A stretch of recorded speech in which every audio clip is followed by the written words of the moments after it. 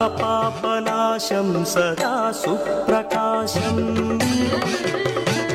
గిరీశం గణేశం సురేశం మహేశం శివం శంకరం శంభుమీశానమేడే గిరీంద్రాత్మజా సంగృహీతార్ధదేహం గిరౌ సంస్థితం సర్వదా పన్నగేహం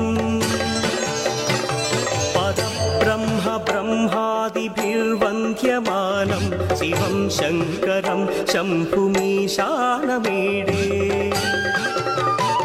కపాలం త్రిశూలం కరాభ్యాం దధానం పదాం భోజనం రాయ కామం దధానం బలివర్ధయానం సురాణాం ప్రధానం శివం శంకరం శంభుమీశానమేడే శరచ్చంద్రగాత్రం గణానౌదపాత్రం త్రినేత్రం పవిత్రం ధనేశస్య మిత్రం అపర్ణాకళత్రం సదా సచ్చరిత్రం శివం శంకరం శంభుమీశానమేడే హరం సర్పహారం చితాభూవిహారం భవం వేదసారం సదా నిర్వికారం శ్మశానే వసంతం మనోజం దహంతం శివం శంకరం శంభుమీశానమేడే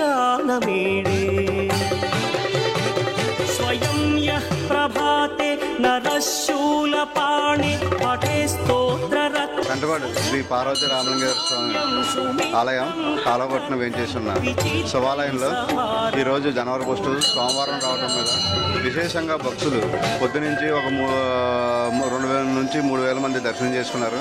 అలాగే ఇప్పుడు కూడా ఇంకా జనం వస్తున్నారు. మన ఆలయంలో ఈ 2వ తారీఖు నుంచి ఆలయ అభివృద్ధిలో భాగంగా స్వామివారికి దర్శనాలన్నీ ఉత్సవమూర్తులు మాత్రమే జరిగేలాగా ఏర్పాటు చేసాం. ఆలయం లోపల గ్రానైట్ పని, గుమ్మాలకు చెక్క పని మరియు గుమ్మాలకు వెండి టాపడం పని చేయడానికి నిర్ణయించినాం కమిటీ వారందరం. కనుక భక్తులందరూ మా ఆలయ కమిటీ వారికి సహకరించి ఈ మార్చి 2వ తారీఖు దాకా మీరు ఏ విధమైన అభిషేక ద్రవ్యములు తీసుకురాకుండా ఓన్లీ కొబ్బరికాయలు ఒకటే వచ్చేలాగా అర్చన మాత్రమే జరుగుతుంది. దీన్ని గమనించవలసిందిగా కోరి ప్రార్థిస్తున్నాం.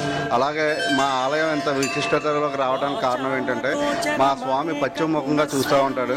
అలాగే దానికి ఆ స్వామికి ఎదురుగుండా రుద్రభూమి, ఉత్తరంలో పారే కాలువ ఇలాగ కాశీలో ఉంది, అలాగే మా పెంటపాడు శివాలయంలో ఉంది. కనుక మా ఆలయానికి ఎంత విశిష్టత, ఎంత జనం రావడానికి కూడా కారణం. కావున భక్తులందరూ మా స్వామివారిని దర్శించుకుని స్వామివారి కృపకు పాత్రలు కావాల్సిందిగా కోరి ప్రార్థిస్తున్నాం. ఓం నమ శివాయ. శ్రీ పార్వతీ రామలింగేశ్వర స్వామి ఆలయం అభివృద్ధి నిమిత్తం సుమారు 25 కేజీలు వెండి పడుతుంది. దీనికి దాతలు ఇప్పటికే సహకరించారు.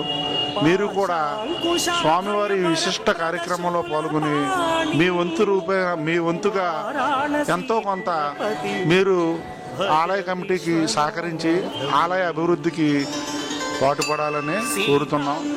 ఈ స్వామి సుమారు 15 లక్షలతోటి ఇక్కడ గ్రానైటు, చెక్క పని అన్నీ జరుగుతున్నాయి. దీని నిమిత్తం 2 నెలలు ఆపుతున్నారు. 2 నెలలు మనకి దర్శనమే జరుగుతుంది కానీ అభిషేక కార్యక్రమాలు జరగవు. దీన్ని అందరూ కూడా దృష్టిలో పెట్టుకోండి. ఇప్పుడు మీరు ఏమన్నా వెండి తెచ్చిస్తే మా తమ్ముడు లక్ష్మణ్ రెడ్డికి మీరు అందజేస్తే మీ పేరు ఒక శిలాఫలకం మీద చెక్కబడి ఉంటుంది. మళ్ళీ మనం ఈ శివాలయం ఇంచుమించుగా మా అవకాశం కూడా మనకు రాదు. ఇప్పుడు పని చేసుకున్నామంటే కొన్ని సంవత్సరాలు మనం చూడకపోవచ్చు. అలాగా ఇది శాశ్వతమైన వర్క్ చేయించేస్తున్నాం.